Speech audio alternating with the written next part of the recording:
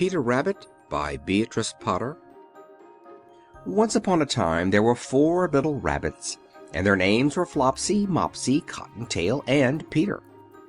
They lived with their mother in a sand bank underneath the root of a very big fir tree. "Now, my dears," said old Mrs. Rabbit one morning, "you may go into the fields or down the lane, but don't go into Mr. McGregor's garden. Your father had an accident there. He was put in a pie by Mrs. McGregor. Now run along and don't get into mischief. I am going out."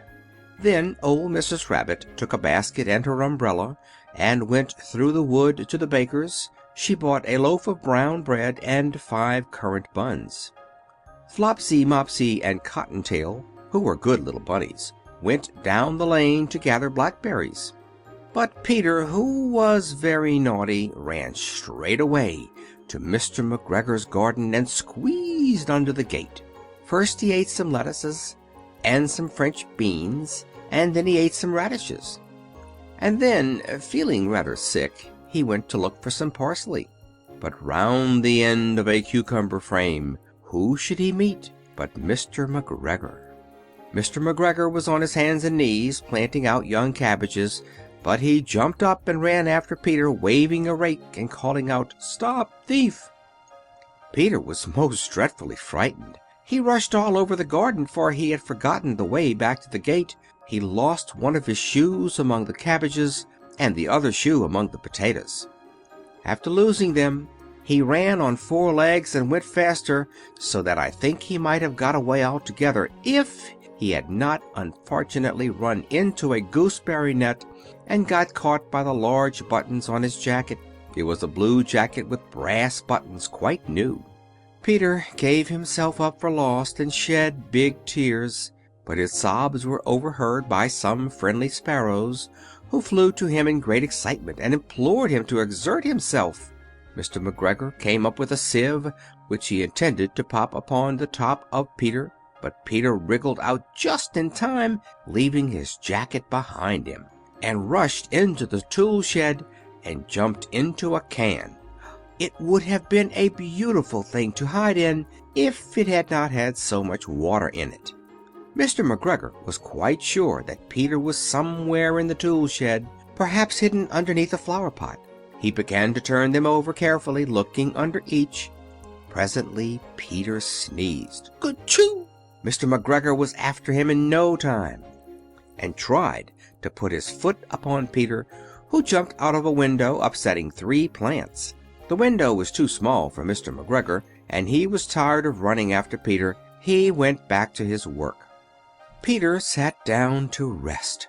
He was out of breath and trembling with fright, and he had not the least idea which way to go. Also, he was very damp with sitting in that can. After a time he began to wander about, going lippity, lippity, not very fast, and looking all around. He found a door in a wall, but it was locked, and there was no room for a fat little rabbit to squeeze underneath. An old mouse was running in and out over the stone doorstep, carrying peas and beans to her family in the wood. Peter asked her the way to the gate, but she had such a large pea in her mouth that she could not answer. She only shook her head at him. Peter began to cry. Then he tried to find his way straight across the garden, but he became more and more puzzled. Presently he came to a pond where Mr. McGregor filled his water cans.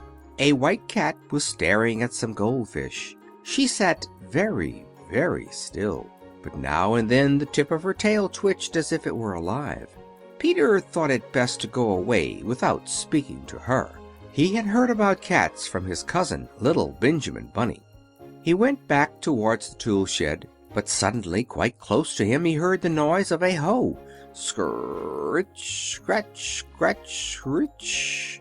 Peter scuttered underneath the bushes, but presently, as nothing happened, he came out and climbed upon a wheelbarrow and peeped over.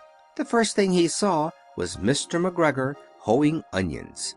His back was turned towards Peter, and beyond him was the gate.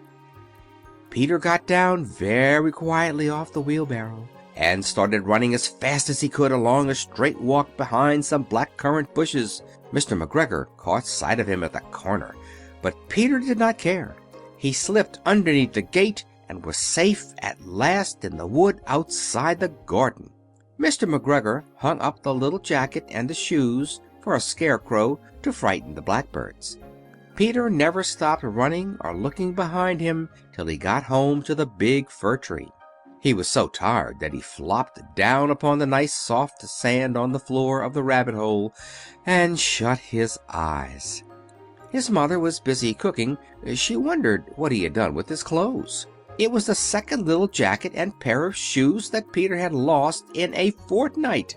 I am sorry to say that Peter was not very well during the evening.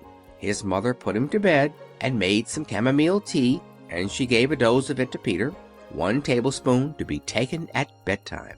But Flopsy, Mopsy, and Cottontail had bread and milk and blackberries for supper. The end.